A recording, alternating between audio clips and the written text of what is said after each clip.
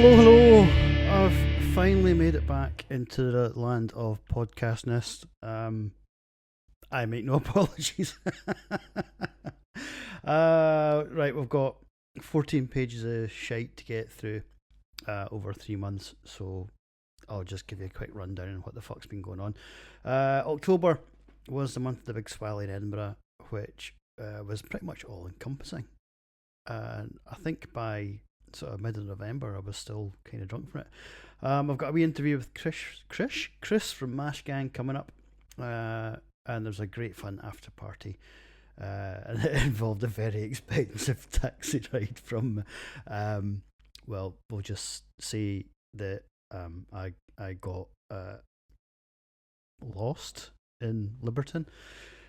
Yeah, and that's all we're going to say about that. There is the vlog on YouTube. I'll put the link in the show notes and stuff like that. After that, I was involved in a video shoot for Bra Beard in Glasgow at Drygate. Kind of morphed into an all-day sesh with the lads from the Brotherhood and gave me an unhealthy obsession with creepy tiny hands. Keep an eye out on the socials. That video is out now. It's been doing the rounds for a while now, and again, I'll link it in the show notes. What else? Oh, I got to meet the amazing Kate Hammer in Edinburgh. Super excited about that for about 9 days afterwards. What else? I got a free t-shirt from Serious Pig. Buy their snacks, they're really good. If I can find it, there's going to be a wee review of the Crafty Cans website. Other stuff. I got a really sweet Bob Zombie t-shirt from Bob Beard. That was really cool. November, November I saw some shit. Fucked up my knee. I'll maybe link the photograph in the show notes if you've got a strong stomach. At least said about stuff that I saw the better. Kept myself to myself for most of November. It just wasn't a fun time. I had a trip to London, yes. Trip to London, and it was carnage as usual. Went to a couple of places. The Babel Beer House, that was really cool there. I went to House of Cans, where I met my lovely friend Grace, which was awesome. Best time ever. Tried to behave myself in December. Had a band night out for Christmas, which wasn't dreadfully badly behaved. Got the train home and everything, so it was really good. Anyway, that's enough pish. Shall we just crack on with the beer reviews? Here we go.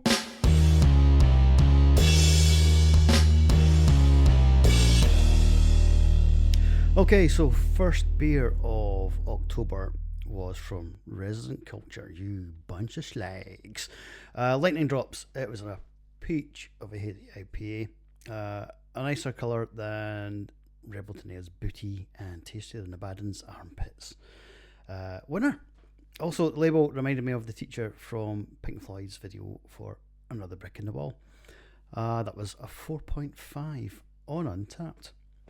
Oh, and then there was an Adroit Theory beer. I hadn't had one in fucking ages. And Ghost Telekinesis. It successfully nudged my mud mushroom. This double IPA is thick and chewy, but certainly my can had a bit of sediment floating about. It didn't matter to me. I've had worse white stuff sloshing about in my mouth. And I love that they still have the serving suggestions on the label too.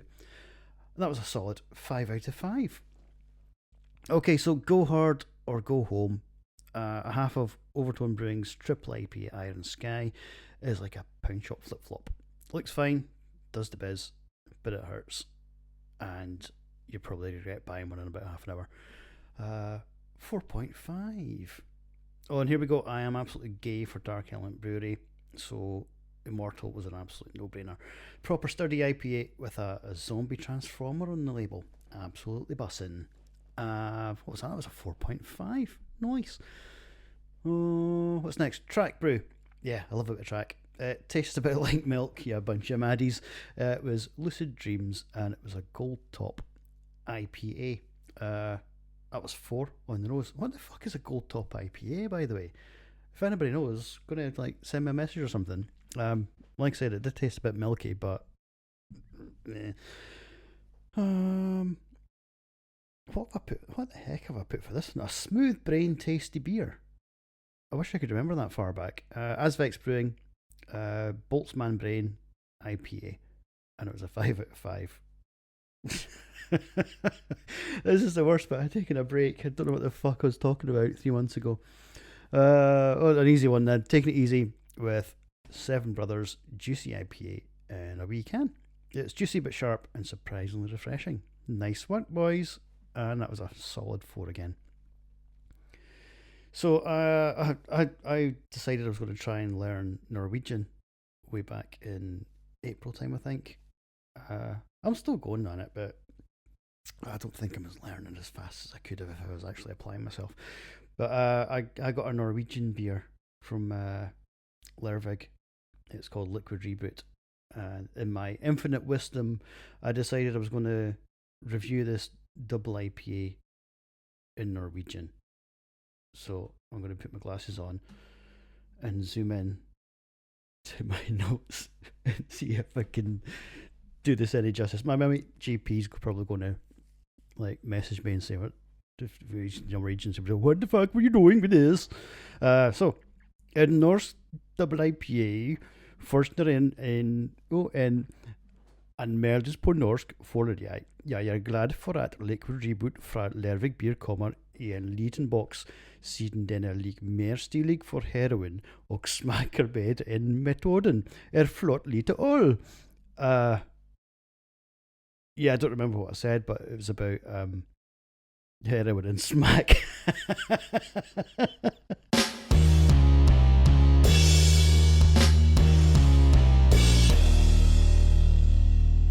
Oh, that's rare.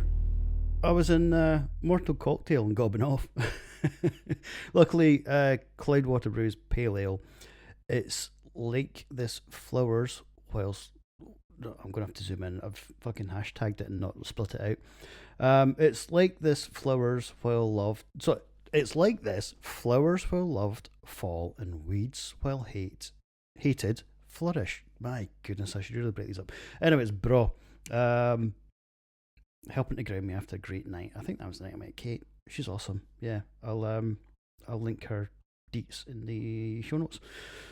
Next, a badass name and label combo going on with Seven Islands Breweries and Mason Ale Works Double IPA Skull Smasher. What a flavour to this beer. Akin to having your pods trapped in a vending machine whilst trying to release a stuck packet of Rolos.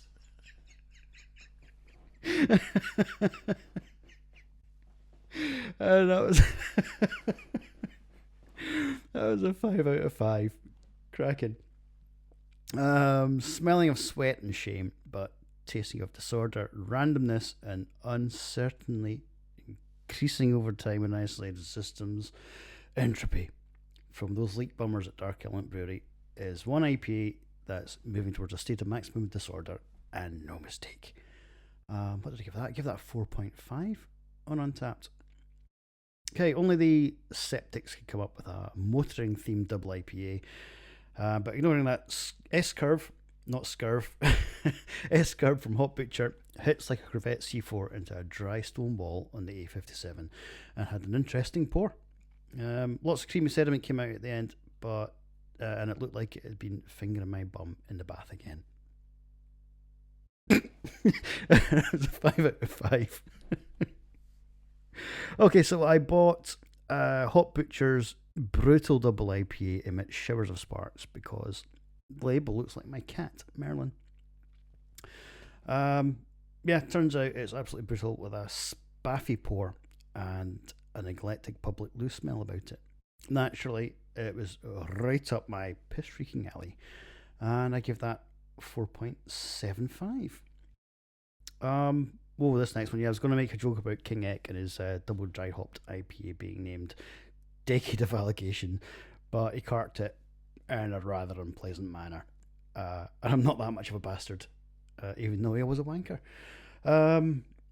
So, Electric Brewing Company are filling up my taste buds with permission, and it's more exhilarating to hold than hiding a £600,000 camper van at your mum's house. Itchy. Oh, it was a solid 5 out of 5 for that one. Nice. Okay, so I was convinced I'd had Life and Death from Vacation Puree before, but it turns out I hadn't. Result. So this IPA is a proper classic and as lemony as a lemon party, but with less droopage. 4. Right on the nose.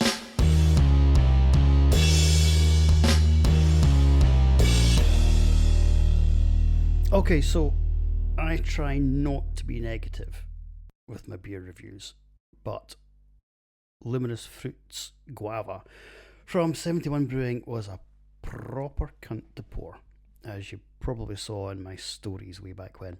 That resulted in losing about an inch of beer to foamage, and trust me, an inch makes all the difference. If you add to that the totally naff and lackluster taste, this fruited hazy IPA is a dead loss. All I can say is sorry, chaps, and I gave that a rather lowly 2 out of 5. And guess where I ended up back at? Yeah, I ended up at Mortal Cocktail yet again. I was enjoying a Whiplash beer IPA called Close to Paradise, and I was there with my eldest, who was having a wee cherry rum. But yeah, it was fucking lovely. It also had the word otter on the label, so it's an automatic 5 out of 5. And I give that a 5, by the way. Next up, Wonka Label. Dog's Windows Hazy IPA Digging to Australia is a rather understated beer, but it's heckin' refreshing. I can imagine drinking that in my pants on a Wednesday afternoon in April. And that was 4. Right in the button. Ooh, shit the bed. This is what you call a hazy double IPA. Hopscotch Injury Report from Velvet's Brewing is a beast of a brew. From the cool label to the almost treacly aftertaste. It's quite simply one of the best beers ever. And I have had Red Stripe. And that was a 5 out of 5.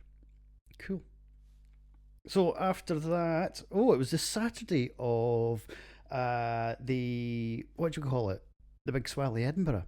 Yeah, it was a great day. It was at the O2 Academy. O2 Academy, fuck off. It's a Corn Exchange. And it forever will be the Corn Exchange. Absolutely amazing day. I just did the afternoon session. There were loads and loads of beers there. Loads and loads of breweries. It was great. Met some great people. Apart from 2 we don't mention. Great after party. At Fierce Beer. My poor pal Angus. He was lost in the corner of the pub. Couldn't find us, despite the fact he was looking at us. And his better half Lisa had to cassify him. Never mind. Anyway, what I'm going to drop in now here is a really cool interview I had with Chris from Mash Gang, where we talk about all sorts of shit to do with no alcohol beer.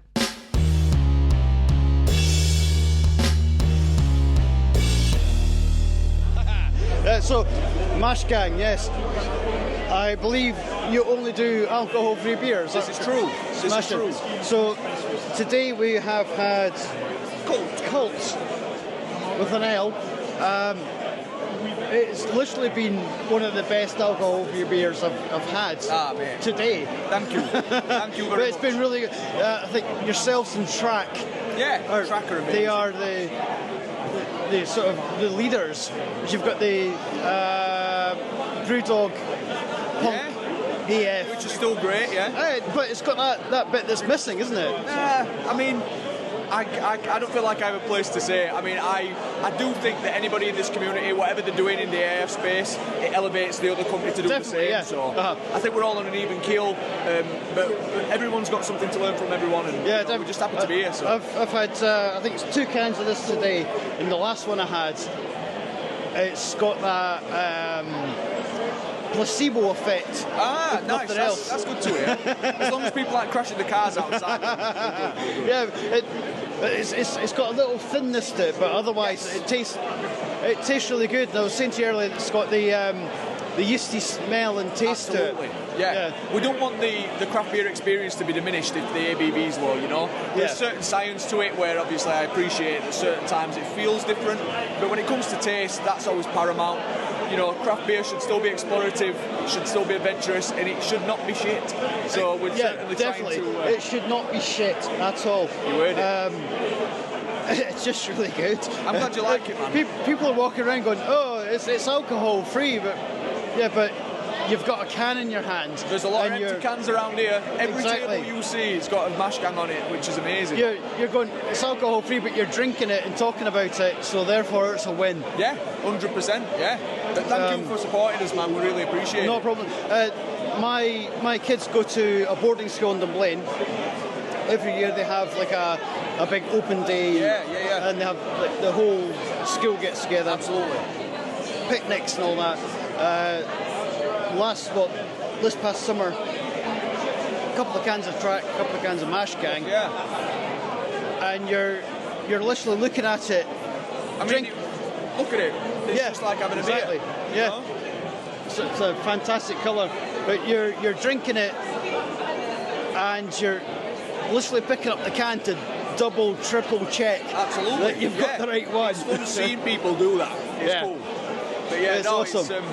We just appreciate any support we have. You know, this is a gang; it's for everyone, and it's a pleasure to welcome people in. So That's great. It, big time.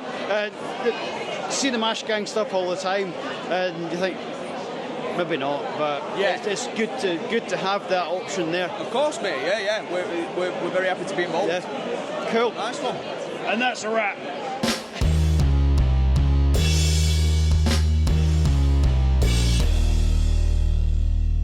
Well, it was a funny old week after the Big Valley Edinburgh, but you'll need to wait and read all about it in my forthcoming autobiography. It involved a kick-ass anxiety thing on the Tuesday, but there we go. Anyway, name tagging hairnets from those adventure juice merchants at Pomona Island Brew is an IPA that made me feel kind of funny, like when we used to climb the rope in gym class. And it helped ease into yet another option-packed. Option-packed? That sounds a bit posh Edinburgh. Another auction-packed weekend, by the way. Another action-packed weekend. And that was 4.5 on Untapped. Oh, look. An IPA that was named after a girl called Leora from Seattle that I totally fell in love with on Yahoo Messenger in 1999. Transatlantic Crush from Wylam Brewery. It was zesty, exotic and exciting, and didn't reply to my letter with a mixtape in it. And that was 4.75. Okay, so yes, it was 11 a.m. and I was in where the hell was I? I was in Drygate, and I was on Exhale Brewing's Scoosh Hazy IPA. Fuck me, it tasted good. It was after a morning of capers and tiny hands for the Braw Beard Oils video. That was 4.25, and I shall try my very best to remember to link it in the show notes. Various Star Wars jokes for Drygate's Hazy IPA Cloud City. It tasted like metal shavings being rubbed on your tongue after eating 3 packets of Smith's Square crisps. And that's a good thing. 4.5. What's next? Oh yes, you cannot go wrong with an overtone, but add in Flock Brewing and it's a perfect sperm song. Oh Christ. Add in the name of Driving South reminds you of last Saturday's adventure. We have a pretty solid New Zealand IP.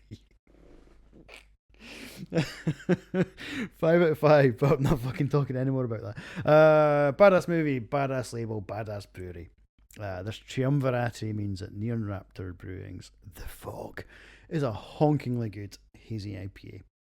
Sharp, fizzy and lemony, like a set of the past events in small town America. And what did I give that? I give that a 4.5. Here we go, Halloween, and an absolute slasher from those. See what I did there? From those hot wheeling maniacs at Wylam Brewery. It was helping me hide from the geysers, that's for sure. This IPA smells like being stuffed in a sleeping bag and beaten against a tree, and tastes like that bit in Terrifier where the wife gets sawn in two, Fanny first. And that was a 4.5.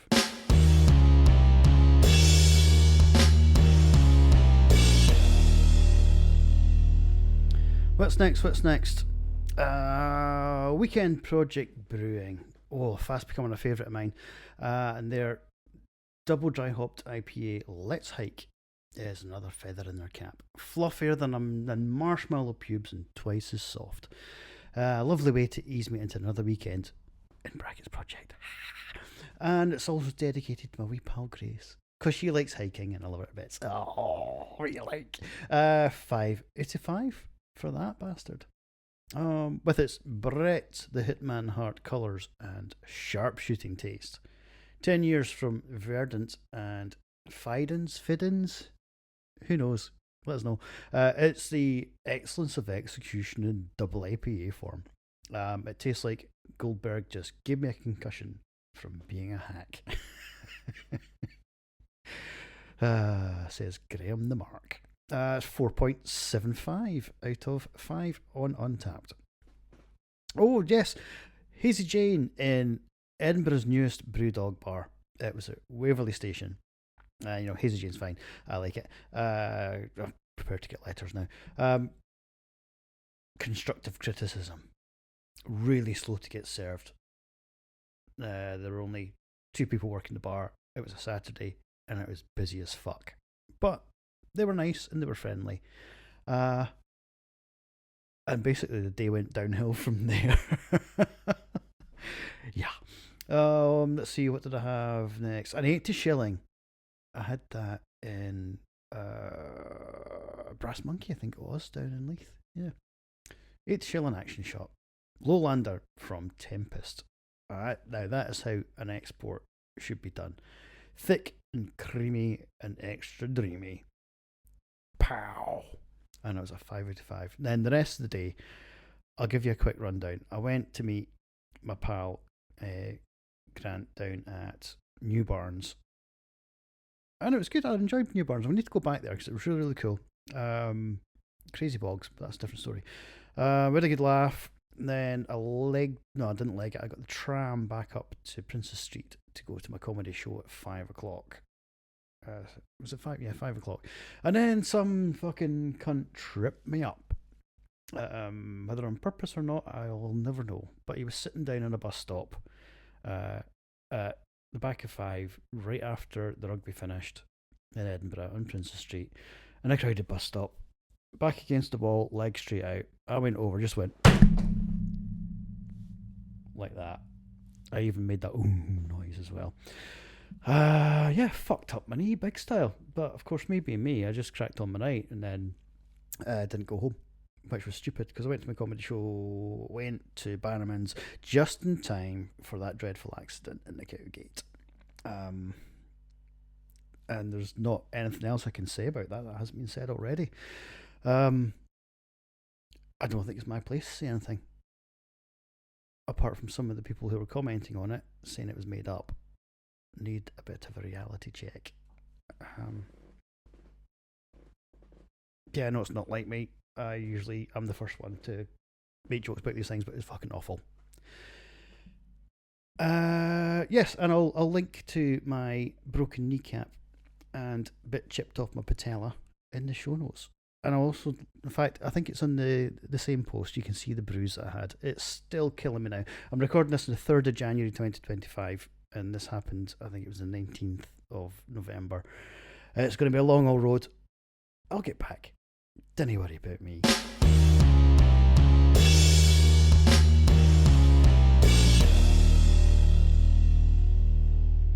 So, my first drink in over 2 weeks after fucking my knee up royally.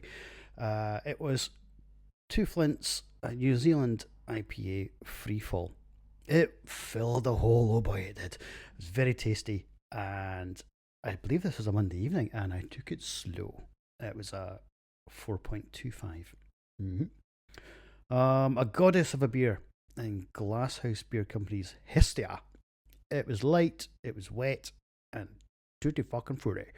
It was a New England IPA. I was trying not to guzzle it. Remember, I was keeping it slow. Well, that was 4.25 as well. Nice. I'd gone to the Wee Vault in Haymarket to try it out. it's the we is the word. It's very narrow, and it's what they called Vault City. So it's mostly sours. I don't really like sours, but it's a nice place. I've been back. After that, I wandered down to the Hanging Bat. I had a little tiny wee thimble of double IPA. In this case, it was Dia Brewery's Steady Rolling Strata. And I could see why it was served in tiny wee thimbles. It was nice. 4.5 on the beer spaff. Not many beers in the world that will make you stand up suddenly, like watching a video nasty with your dad in 1982. But Brick from Double IPA. Brick from Double IPA? No, Brick Double IPA from Bullhouse Brew Company is one of them. And I put hashtag if you know, you know. That was a 5 out of 5. After that, I went to London. Whee! Down on the plane. And I went to Brewdog in Canary Wharf. Oh, can you go to Brewdog? Fuck off. Cheeky wee yarn IPA from Two Flints Brewery. I was technically passing Canary Wharf, so I stopped off for a stamp on my passport. I go on then just this once. Kind of muddy and buttery, but you know, I'm easy. So 4.5. After that, checked into the motel, went to... Where did we go? I said it at the start of the episode, didn't I? Babel Beer House. Cool. I had a great time there. Great food. Met up with old pals. And then legged it down to House of Cans, where I met my lovely friend Grace. We had a fantastic night, setting the world to rights.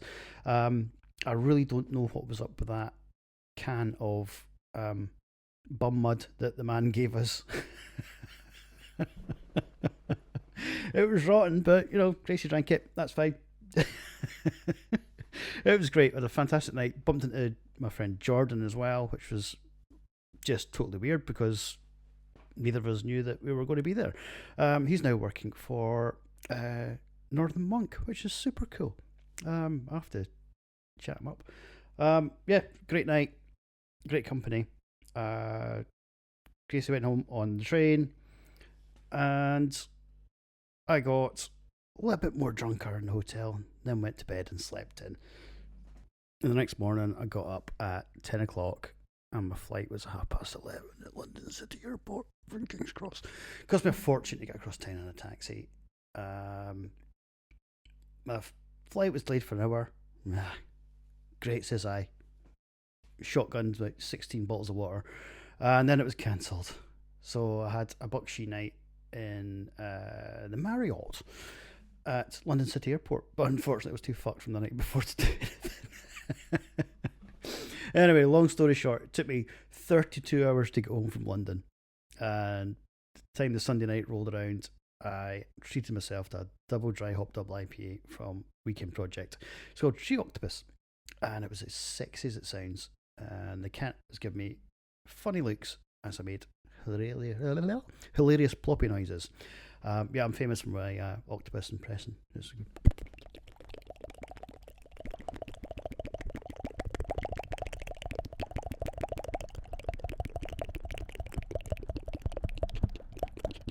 Gonna take another breath into more.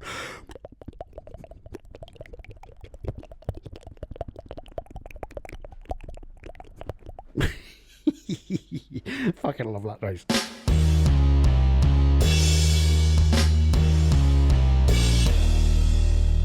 Okay, we're getting there. What are we on? Half an hour already. Oh my god. I maybe should have spent 5 minutes making octopus's noises like.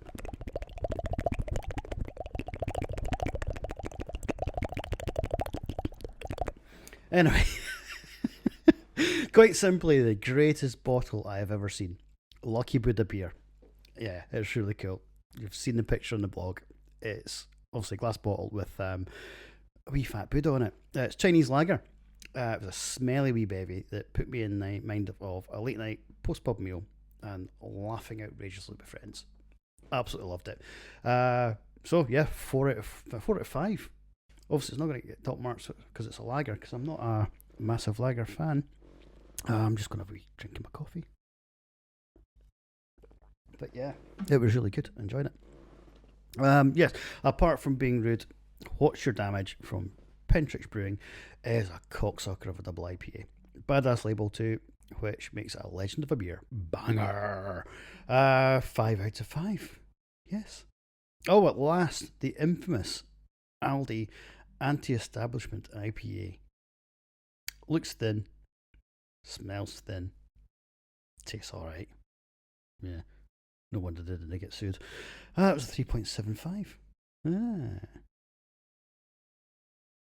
I don't know what I mean with this next one. It says when you're Aldi and selling a double hazy New England IPA, but you're really just a chill guy. 4.25. I think it was a meme or something, wasn't it? Oh, I don't remember. Octopus noise! Anyway, I forgot about Jumbo King. Or as it says here in my hashtag notes, Jumbo King. Sorry, Pentrich. It was a cracking double IPA that is once more named after my tummy banana. Get it down, you. 5 out of 5. Smashing. The only beer you can download from iTunes and get on vinyl. All formats from Wylam Brewery is a feisty Idaho 7 IPA with an XL bully-like bite, but with less mutilated toddlers.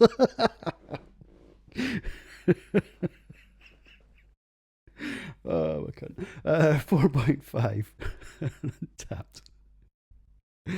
So the second of 2 killer beers that night, it was Rivington Brew's double IPA Creepshow. It's muddy and murky and scared the living shit out of me when I was 6. True story. That was 4.75. Okay, so a fitting name after a bit of a shite end to the night out I had the previous night. It was Neon Raptor Brew's Session IPA Escape from New York. Zestier than a 9-volt battery to the fillings and made me do a wee nod like a proper craft beer wanker. That was 4.25. So looking like a pint of rancid piss with all lumps of man fat floating in it. Half decent double IPA from Modest Beer. It's quite simply the best beer I had in an age. It's good, strong and sturdy, and will put hairs on the hairs in your chest and your balls. And that was 5 out of 5. An apt West Coast IPA for this night, as I had a windy bum and I was stinking the gaff out. Authentic Frontier Gibberish from Pomona Island Brew. Probably ain't going to help, but it's a lovely tin of dirty toilet water, and no mistake. I gave that 4.75. What's next? I can't read my notes. I'm just going to make it a bit bigger. Okay, 9, 10. What? Oh yes, 9, 10, never sleep again. Ha ha! Like that film about that man with the coupon. Rivington Brew and Finback have knocked heads and spewed this double dry hopped IPA out of their collective love pumps. It's lumpy and chonky and basically an ideal bastard love child. And that was 4.5. Oh yeah, shit botch of a photo because I thought I'd already reviewed it, but I hadn't. So this one's Jaipur IPA from Thornbridge. What can I say? Solid traditional IPA that does what it says in the tin. And that was a 5 out of 5 as well.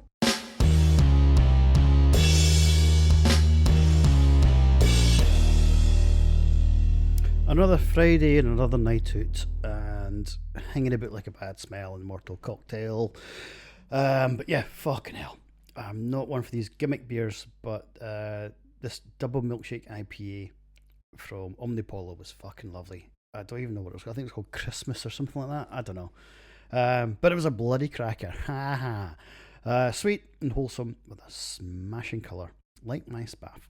And it was Jono at MK that recommended that. So nice one, man. And I can't believe he still hasn't tried it. 4.25. So I couldn't be arsed with a fancy photo for this one. I had to run from a train and my knee was fucked. Cetus So New England IPA from Otherworld, and it was a fucking beast. And I'm glad I picked it up the other day. I asked Otherworld when the tap room was opening, and they went, they're working on it. But I gave them a 5 out of 5 anyway, because I'm a nice guy, you know. So, Dark Revolution beer. Look at the colour of this bish. Disco Juice. It's the kind of hazy IPA that'll pick you up in a grotty pub. Take you back to theirs for a finger.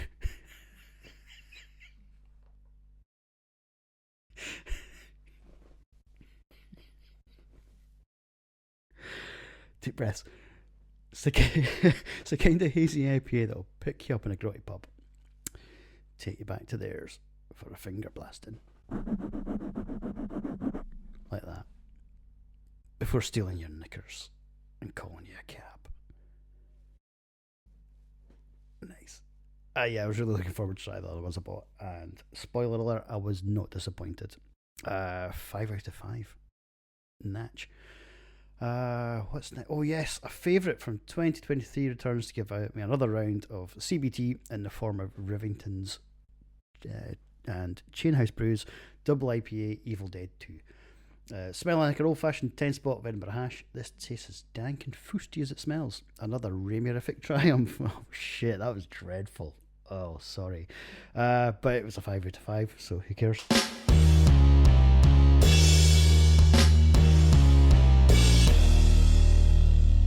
So I went for a curry, and it was dead good, and I washed it down with an IPA called Damnation Volume 4. Or Version 4, I don't know. Maybe Holy Goat Brewing can fill me in. Dang, it was good. It was a wee bit orangey though, so I'm afraid it didn't get much over 4.5, because I gave it 4.25. Anyway, not gonna lie, Electric Mess IPA from Pintrich. It sounds like something Johnny Five would emit if you flicked his iron walnut with a screwdriver, but it tastes like a fine beer. Dry and cloying, but kind of sexy. All good in the hood. That was also a 4.25. Northern Monk, as mentioned before, double dry hopped IPA named Evil Eye. It was woolly. Yeah, I didn't really know what to make of it. Answers in the back of a postcard to the usual address. Shrug emoji. And that was... no, it's not a bad mark, is it? It's a solid 4. So, you know, I've had way worse recently. So, aye, no complaints. Just really didn't know what to make of it, lads.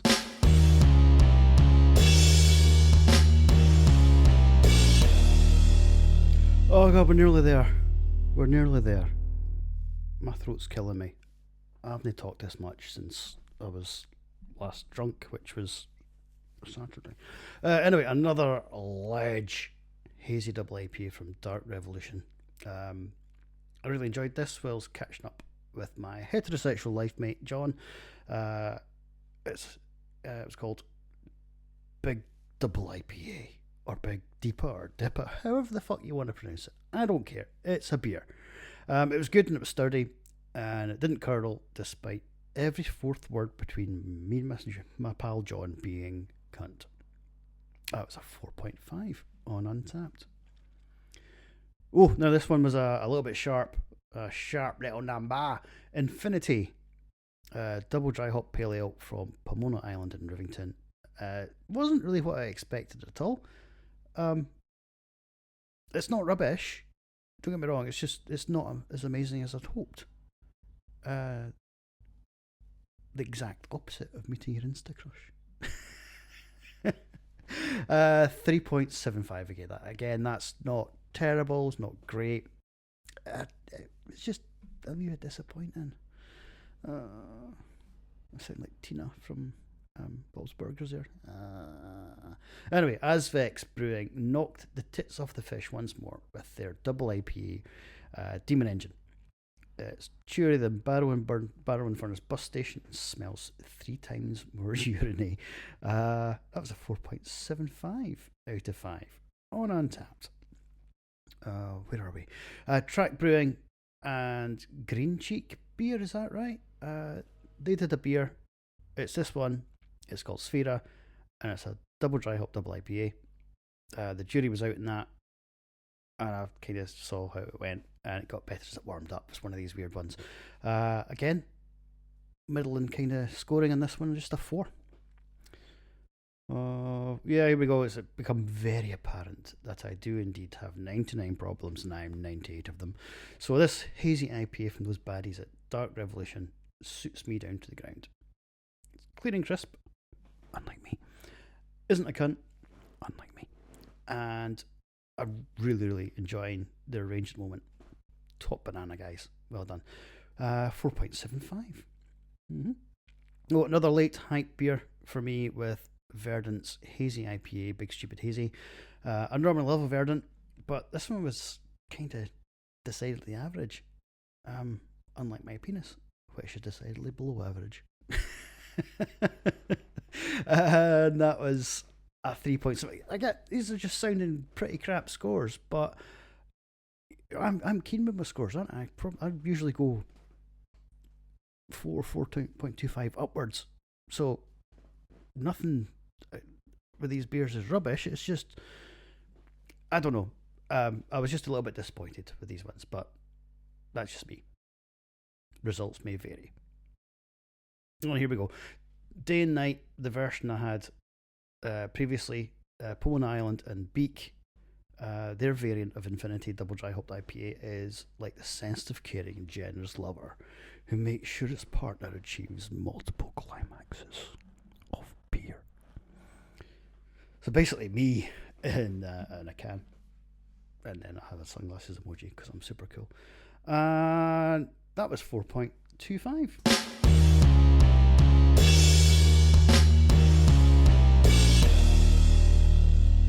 So this little IPA, as it's called, from Hudson Valley Brewery, by the name of Pillow Hat, not Pillow What, as I was pronounced it in the first take of this bollocks. It poured like its name and tasted just as fluffy. Nice. If you've seen the picture, yeah, it was a fucking catastrophe. Granted, I get a laugh at that dick. It was 4.25. Proper bitch of a hazy IPA with Stuart Brewing's Hazy IPA. Funny that, fucking up all night thinking that one up, lads, aren't you? It was sharp and sexy, and I'd let it peg me while Michaela Strachan took photographs. That was a 5 out of 5. Oh yes, I nipped along to Monkey Barrel again. I decided to have a Juicy Joker because it was on tap. I've never had it before. That was from Williams.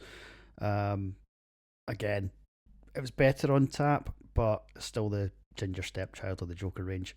Sorry guys, not a fan. 2.75, the lowest rating in the last couple of months. Oh yes, another Bullhouse Brew masterpiece with Merc Bro. It was an absolute killer of a New England IPA, and I will fight anyone that says difference. Difference?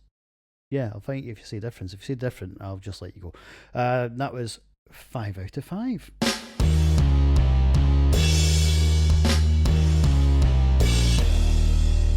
And we're on the home stretch.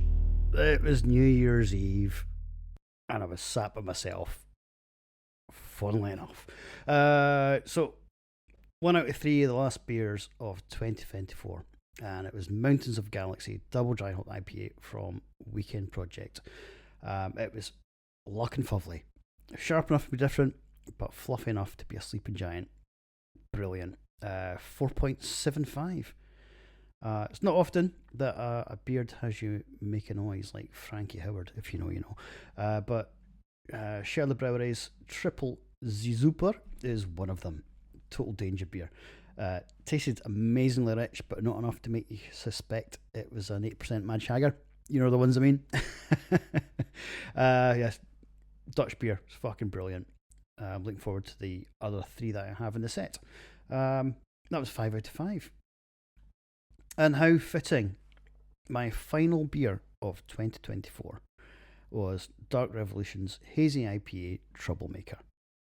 Christ, it was good. Yes. A taste to chase away my Hogmanay blues and a reminder to always be true to yourself, unless you're a twat. And I'm so glad that I finished my year on a 5 out of 5 beer, and that rhymes. Yay!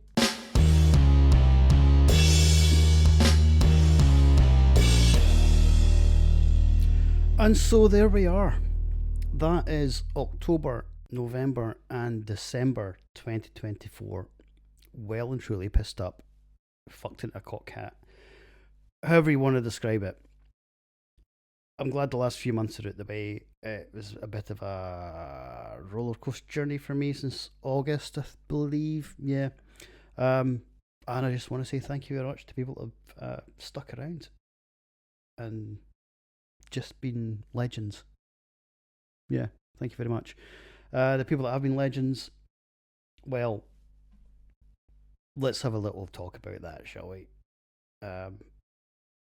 If you saw my story on New Year's Day, hopefully you've read it and digested it and figured out if you were one of the people that this was directed at.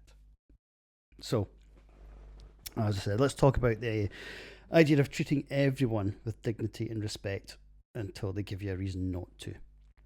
Sounds straightforward, but when you dig into it, it's a mindset that can shape your interactions with people and the world in powerful ways.